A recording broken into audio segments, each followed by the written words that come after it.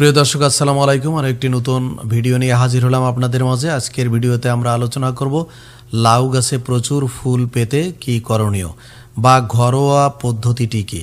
বন্ধুরা, আপনারা যারা নতুন আমাদের এই চ্যানেলে, অনুরোধ করব আমাদের চ্যানেলটি সাবস্ক্রাইব করে আমাদের পাশে থাকার জন্য, এবং যারা পুরাতন সাবস্ক্রাইব করেছেন তাদেরকে অনেক অনেক ধন্যবাদ।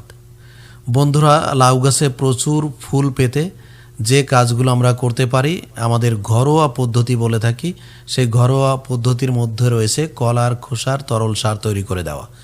৫-৬টি পাকা কলার খোসা ১ লিটার পানিতে ২ থেকে ৩ দিন ভিজিয়ে রাখতে হবে। এরপর পানি লাউ গাছের গোড়ায় নিয়মিত দিতে হবে। ১০ থেকে ১৫ দিন পর পর এই পানি দিতে পারেন, এটি ফুল আসতে সাহায্য করে। এছাড়া ডিমের খোসার গুঁড়ো, ডিমের খোসা রোদে শুকিয়ে গুঁড়ো করে গাছের গোড়ায় মাসে একবার ছড়িয়ে দিন। এতে ক্যালসিয়াম ও অন্যান্য যে পুষ্টি তা পাওয়া যাবে এবং তাতে ফুল আসতে সাহায্য করবে। এছাড়া সঠিক ছাঁটাই পদ্ধতি, অর্থাৎ প্রুনিং বলে যেটাকে, প্রধান লতা ১০ থেকে ১৫টি পাতা গজানোর পর ডগা কেটে দিন। এতে নতুন শাখা বের হবে।